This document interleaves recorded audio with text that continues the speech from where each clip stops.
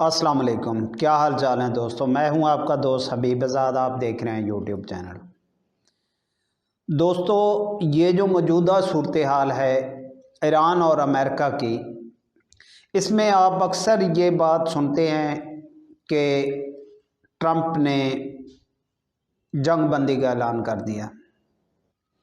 फिर कुछ घंटे गुजरते हैं तो उसका ये फ़ैसला बदल जाता है, नहीं हम जंग करेंगे।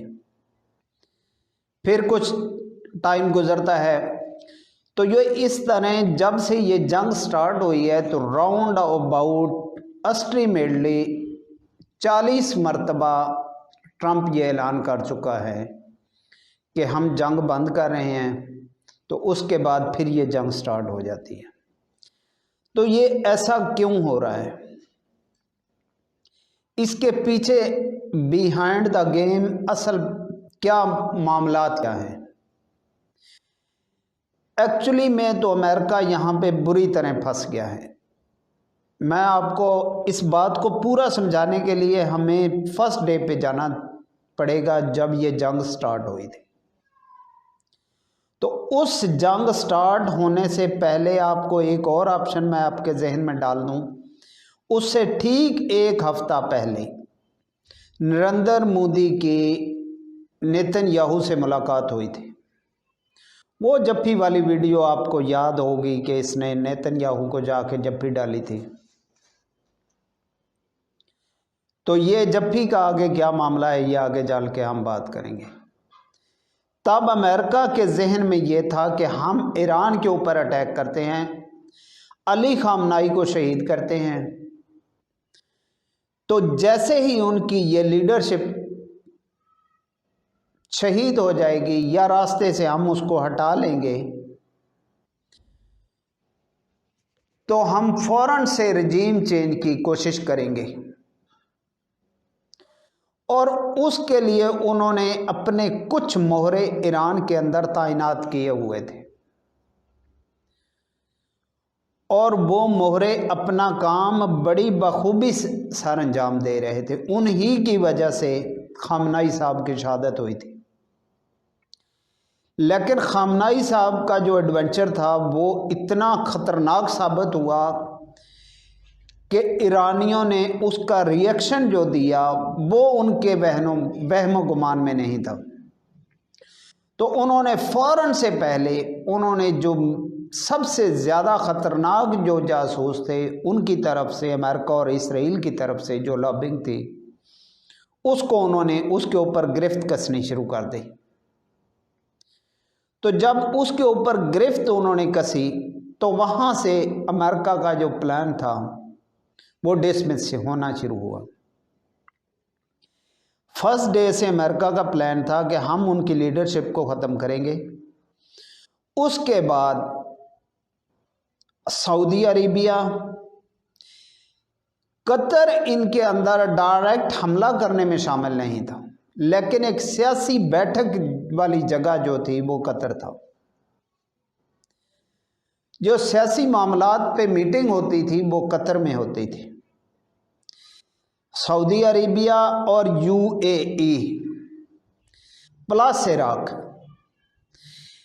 अब अमेरिका की ये जो पॉलिसी थी कि हमें खुद से कुछ इतना बड़ा कुछ करना नहीं पड़ेगा, हम ये 3 रियासतों को मिलके ले के साथ हम ईरान के ऊपर एक हमला बोलेंगे। और तब तक उन्हें यह लगता था कि हम अली खामनाई की शहादत के बाद हम अपना रास्ता क्लियर कर चुके होंगे और जो वहाँ पे उनकी जो लॉबिंग के लोग थे, जिसको हम कहते हैं कि ईरान के अंदर जासूसी वाले उनके अरकान थे, वो अपना काम बखूबी कर रहे थे। लेकिन ईरान की गिरफ्त ने उनमें से चंद को पकड़ लिया। तो जैसे ही वो ईरान की गिरफ्त में आए तो जो बाकी लोग थे वो थोड़े से मोहतात हो गए और उनका मोहतात होना उस सारे मामले में वो थोड़े से बैक फुट पे गए अपनी जान बचाने के लिए। जैसे ही वो बैक फुट पे गए, ईरान इस सारे मामले को समझ गया। ईरान ने अपने पांव मजबूत किए। अब ये जो जफ्फी थी नरेंद्र मोदी की नेतन्याहू के साथ, जिसकी हमने पहले बात की थी, अब यहाँ पे ये जो प्लान था, ये इस प्लान के अंदर यूएई और इंडिया विद सऊदी अरेबिया, ये तमाम कंट्रीज को लेके अमेरिका ईरान के ऊपर अपनी गिरफ्त मजबूत करना चाहता था। वो इतनी बड़ी गिरफ्त डालना चाहता था कि उसमें ईरान सरवाइव ना कर सके, बल्कि पूरी की पूरी हुकूमत अमेरिकन आ जाए। ये उनका प्लान था। वो चाहते थे कि अब हम ये सब कुछ कर जाएंगे, मगर जैसे ही पहला हमला होता है उसके बाद ईरान का जो रिटेलिएट था वो बहुत ज़्यादा सख्त आता है, और वो इतना सख्त आया कि इनके वहम गुमान में भी नहीं था कि ये रिटेलिएंट इतना सख्त आएगा। तो खामनाई साहब ने कुछ मामलात को कंट्रोल करके रखा हुआ था।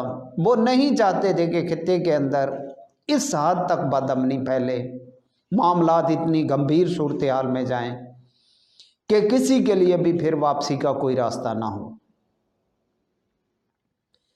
वो मुज़ाकरात के ऊपर थोड़ी बहुत वो कोशिश करते थे कि मामलात को किसी तरीके से सुलझा लिया जाए, लेकिन उनकी शहादत के बाद फिर मामलात बिल्कुल डिफरेंट हो गए। फिर ईरान के जो सुप्रीम लीडर आए मुज्तबा खामनाई, इसके और अली खामनाई के दरमियान में जो स्पेस थी, वहाँ पे जो ईरान की पासदारान इनकलाब थे, उन्होंने कुछ खुद से फैसले किए। उन्होंने कहा अब जो हो गया सो हो गया। इसमें एक मेन इंसिडेंट भी हुआ था कि स्कूल के बच्चे शहीद कर दिए गए थे, और वो स्कूल के बच्चों की शहादत ने उनको बहुत ज़्यादा हर्ट किया, और हर्ट होने के बाद वो बहुत जज्बाती तौर पे उभर के आए। अब वो जज्बाती तौर पे जब उभर के आए, जब उन्होंने अपने पूरे ज़ोरे बाजू से रिटेलिएंट किया, जितनी उनके पास पावर थी उन्होंने फिर रिटेलिएंट किया।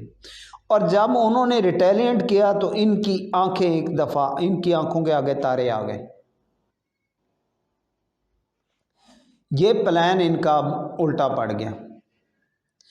जैसे ही ये प्लान उल्टा पड़ा, तभी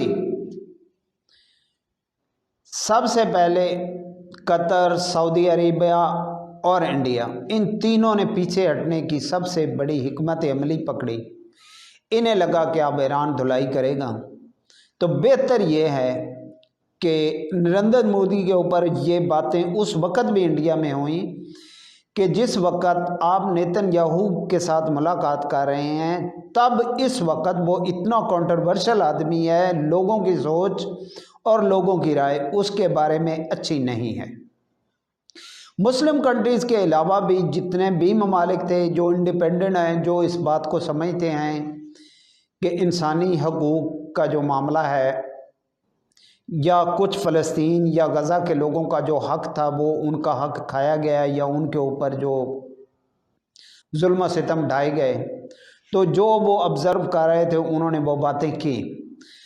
तब इंडियन के ही लोग, इंडिया के अंदर से ही लोगों ने मोदी के इस हरकत पे, जब उसने जाके ये जब्बी डाली थी, तो लोगों ने कहा इस वक़्त ये जो इसकी मुलाकात हुई थी, ये इस हंसी वाले मूड में ये नहीं होनी चाहिए थी।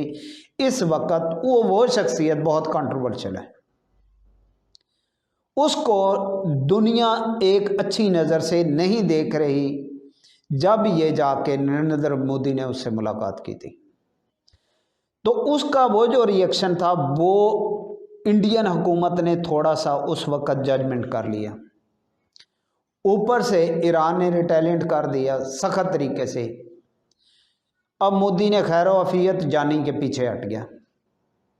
ठीक है, आपने देखा कि ये जितनी ज़बरदस्त किस्म की जंग चलती रही उस वक़्त, तो नरेंद्र मोदी ने बिल्कुल बड़ी खामोशी से सांस पी ली। उसने कहा जो होगा देखा जाएगा। अब उसने ना अमेरिका के हक़ में कोई स्टेटमेंट दी, نہ کوئی اس نے اسرائیل کے حق میں دی، نہ اس نے ایران کے حق میں دی، اس نے خاموشی اختیار کر لی، اور خاموشی کے ساتھ اس نے چپ سادھ لی۔ اس نے کہا دیکھتے ہیں اب ایران کیا موقف دیتا ہے۔ تو ایران نے بڑی سمجھداری سے کام لیا۔ اس نے کہا نہیں، خطے میں ہم اتنی زیادہ بدامنی نہیں پھیلاتے، جس کنٹری سے ہمارے اوپر حملہ نہیں ہوتا، جس کنٹری سے ہمارے اوپر حملہ نہیں ہوتا وہ ہمارا اس وقت دشمن نہیں ہے۔ اگرچہ کوئی سیاسی معاملات ہو سکتے ہیں، کوئی پالیسیز میں اختلاف ہو سکتا ہے، لیکن اس وقت انہوں نے کہا کہ ہم جنگ کے ماحول میں ہم یہ نہیں چاہتے کہ ہماری ان سے بھی انبن ہو۔ تو جس میں پاکستان ہو گیا، انڈیا ہو گیا، عمان ہو گیا، تو ان سب کے ساتھ اس نے تھوڑے سے معاملات ٹھیک رکھے۔ وجہ کیا تھی؟ وجہ یہ تھی کہ خطے کے اندر ہر ملک سے، ہر کنٹری سے ایران اتنا بڑا رسک مول نہیں لے سکتا تھا، کیونکہ حالات جنگ کے تھے، اور وہ بھی ایک ایسی جنگ سے، ایسی پاور کے ساتھ جہاں پہ لوگوں کو یہ لگتا تھا کہ شاید ایران چند دن کیا چند گھنٹے بھی نہیں ٹک پائے گا،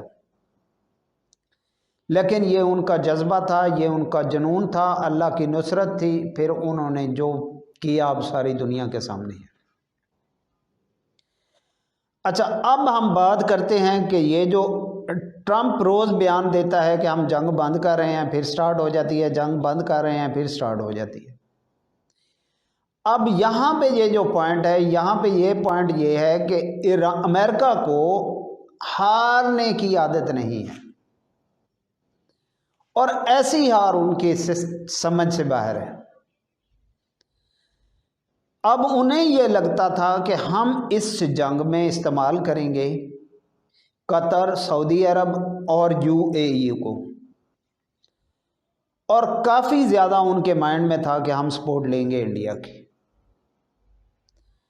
تو ہم اس طرح ایران کے اوپر قابض ہو جائیں گے۔ لیکن یہ جو گیم تھی یہ الٹی پڑ گئی۔ اب یہ سارے کنٹریز پیچھے چلے گئے، انڈیا نے خاموشی اختیار کر لی۔ اب کچھ لوگوں کو یہ لگتا تھا کہ نہیں، انڈیا اس جنگ کا حصہ نہیں ہے، یہ ایسے بالکل نہیں ہو سکتا، یہ آپ بالکل آج بھی آن ریکارڈ موجود ہے، انڈیا کا دورہ ہوا تھا، آپ نے دیکھا تھا، اس کی ویڈیو بھی تھی، نیتن یاہو کے ساتھ جو گلے ملے تھے۔ یہ ٹھیک جب امریکہ نے ایران کے اوپر پہلا وار کیا، تب اس سے ٹھیک ایک ہفتے شاید پہلے کی یہ بات ہے۔ تو جب ایسے حالات ہوں تو پھر یہ آپ بالکل ذہن سے نکال دیں کہ انڈیا اس میں شامل نہیں تھا، انڈیا اس میں بھرپور طریقے سے شامل تھا، اور بعد میں انڈیا نے ایک غلطی کی بھی تھی کہ انڈیا کی وجہ سے مخبری ہوئی تھی، اور ایران کے ایک جہاز کے اوپر امریکن اٹیک بھی ہوا تھا، بحری جہاز کے اوپر، تو ان میں کافی ان کی جانی مالی نقصان ہوا تھا۔ تو بعد میں ایران نے اس کو سمجھایا انڈیا کو کہ آپ اپنی جگہ پہ یا لوٹ آئیں تو ٹھیک ہے، اگر نہیں لوٹیں گے تو آپ کے لیے معاملات کافی سخت ہو جائیں گے۔ تو اب یہ سارے معاملے میں سے گھوم گھام کے سارے جتنے بھی کنٹری سے، جتنے بھی امریکن اتحادی تھے، وہ سب پیچھے چلے گئے۔ اب یہاں پہ پھنس گیا ہے اکیلا امریکہ اور اسرائیل۔ اب امریکہ کہتا ہے اسرائیل کو کہ تمہاری وجہ سے ہم برباد ہوئے ہیں، ہمارا اتنا نقصان ہوا ہے، جبکہ اسرائیل امریکہ کے پیچھے ایک قسم کی فائنینشل سپورٹ ہے۔ یہ بات آپ نے نہیں بولنی کہ دنیا کا سب سے بڑا جو فائنینشل نیٹ ورک ہے، جو آپ یہ کہہ سکتے ہیں کہ بہت بڑی ایک قسم کی اگر کوئی پاور ہے، مالیاتی پاور، تو وہ اسرائیل ہے۔ اسرائیل کا نیٹ ورک بہت بڑا ہے، یہ آپ کی سوچ سمجھ سے بھی بالاتر ہے۔ یہاں تک کہ اگر اسرائیل چاہے अमेरिका से अपने सारे जितने बिजनेसमैन हैं सबको निकाले तो अमेरिका को दिन में तारे नज़र आ जाएंगे।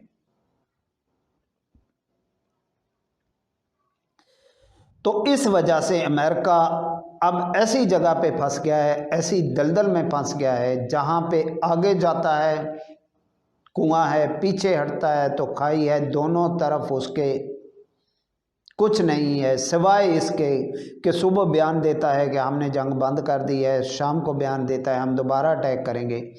वो इतना कंफ्यूज हो गया है। अब ट्रंप की ज़हनी हालत ये है कि उसके जो अपने मेंबर हैं, पार्लियामेंट मेंबर, कांग्रेस मेंबर्स, वो कहते हैं कि अब इसका करना क्या है, हमें ये समझ नहीं आती कि ये पता नहीं अब करेगा क्या। वो खुद इस मामले में उलझ गए हैं, उन्हें खुद समझ में नहीं आती कि ये बन क्या रहा है, ये बंदा करेगा क्या, ये कहाँ पे उलझाएगा। लेकिन वो जैसे ही अमन का ऐलान करता है, जंग बंद होने का ऐलान करता है, तो ये प्रेशर इसराइल की तरफ से जाता है, नहीं नहीं नहीं नहीं नहीं ऐसा नहीं हो सकता, तो फिर उसे दोबारा जंग के अंदर धकेल दिया जाता है। तो अब काफ़ी लोग ये भी डिस्कस करते हैं कि शायद इसकी कोई वीडियोस हैं या ऐसी कोई कमज़ोरियां उनके हाथ में हैं जिसकी वजह से ये ट्रंप मजबूर हो के ये मामलात कर रहा है और ट्रंप से ये फैसले करवाए जा रहे हैं। लेकिन ईरान ने इन सब को जकड़ के ऐसी जगह पे बांध दिया है, अब ये उलझ के रह गए हैं, इनके बस से बाहर है ये हालात। और ईरान अब अपनी हर तैयारी, भरपूर तैयारी के साथ बैठा है। ईरान अब एक किस्म का, अगर हम ये कहें कि ईरान इस खित्ते में एक सरदार की नौयत रखता है, तो ये भी कहना गलत नहीं होगा। अब वो एक खित्ते की पावर है और इस पावर को मानने वाला भी अमेरिका भी मान गया है किसी हद तक। इसराइल अगरचे मान नहीं रहा लेकिन उसके 14 तबक अब रोशन हो गए हैं, ठीक है। रूस और चाइना तो ये समझ गए हैं कि ईरान एक पावर है, लेकिन रूस और चाइना, इनसे उनको कोई मसला नहीं है। रूस और चाइना की स्ट्रेटेजी पहले दिन से ही थोड़ी सी अलग है। तो चाइना तो खैर डायरेक्टली खुद कभी किसी वार में भी नहीं जाता, वो जब भी जिस हरीफ को गिराना चाहता है वो मुआशी तौर पे गिराता है, वो मुआशी तौर पे उसका मुकाबला करता है, वो एक टेक्निकल फाइनेंस तरीके से उनको कवर करने की कोशिश करता है। तो उम्मीद है आप सारी मेरी बात समझ गए होंगे। तो ये मामलात गुज़र रहे हैं हाल में, तो देखते हैं आगे क्या मामला बनता है। अब मिड टर्म इलेक्शन भी अमेरिका में सर पर हैं, तो जिसमें अब ट्रंप को लगता है कि शायद पता नहीं मेरे साथ क्या होगा, क्योंकि वहाँ की आवाम भी ट्रंप के अब इन फैसलों से खुश नहीं है। तो किसी हद तक अब दुनिया के अंदर काफ़ी सारे कंट्रीज़ ये सोच रहे हैं कि हमें इस बंदे की समझ में नहीं आ रही, इतनी बड़ी स्टेट का प्रेसिडेंट ये कर रहा है, इसका बयान, ये जो खुद बात करता है, ये उस पे अपनी बात पे कायम नहीं रह सकता, इसके अंदर फैसले करने की कुव्वत नहीं है, ये अपनी ही बात की हुई पे नहीं रुक सकता। तो ये अब काफ़ी कुछ नोट कर रहे हैं दीगर कंट्रीज़, और वो सोचने पे मजबूर हैं कि हम इस इत्तेहाद से थोड़ा सा क्लोज इख्तियार करें। तो ये सूरत हाल है। तो बाकी आप दोस्तों से रिक्वेस्ट है कि आप हमारे चैनल को ज़रूर सब्सक्राइब किया करें। थैंक यू, शुक्रिया, अल्लाह हाफ़िज़।